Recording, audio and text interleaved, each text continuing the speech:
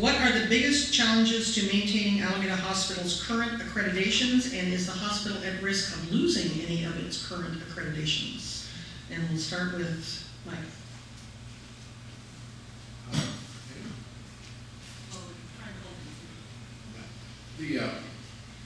That's a really good question. There's a lot of misconceptions. Individuals, and in particular bloggers, have a great opportunity to tell people things, and sometimes they get it right and sometimes they don't.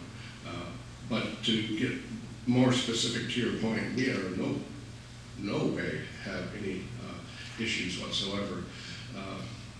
We have accreditational services that are looked at by OSHPD and the state. The Joint Commission comes in and takes care of our studies, make sure everything is up to date. We're tested continually.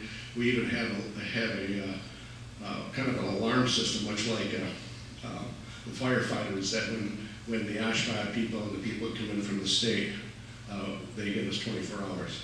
Well, we have this big deal that we call everybody in, and everybody gets ready and goes through all the testing. And that goes on for about a week. We had absolutely no problem there. We're one of the highest quality hospitals in the area. Kaufman Hall just did a report to the county supervisors and said that out of the 15 or so different regional hospitals that give excellent care, above 90%, we still are above 90, 92, 93%, and we have the lowest cost. So not only are we accredited, you're getting a good bargain. So it's hopeful that the individuals that spread rumors that we're going to lose something, or somebody doesn't have the right credentials or something, would go a little deeper into it. So I think if I didn't answer it right, somebody could ask me more.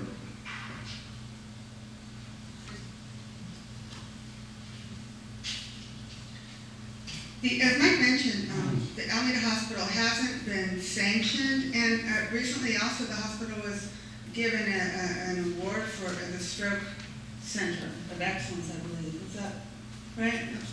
Yeah. So I mean, they're moving away from any problems with certification and moving into being completely certified in all of the areas that are important to residents of Alameda.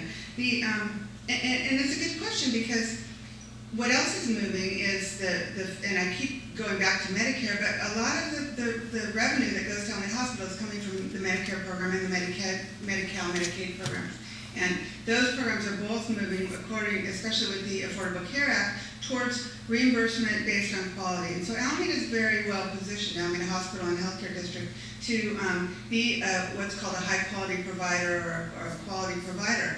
And that's really important, because I think that it's going to improve the reimbursement, it's going to address those things, and it's also a payment issue that other institutions that have not looked at it are going to be at risk of not getting the reimbursement that Alameda Hospital will. So as Mike mentioned, Deborah Stebbins has been very effective at looking at these things. I know her personally as well, and she's been part of a lot of groups, leadership groups, talking about quality. And the other thing is, that I should just say in closing, is one of the best indicators of quality is staffing levels. And Alameda Hospital has had a very effective staffing level. The nurse staffing is at the right level, so there's no indications and no unrest in the nurses that they're not being staffed appropriately on their floors, and they're not providing the most high quality care to their patients. So if you look at nurses, you look at the nurses' quality and their support for the hospital,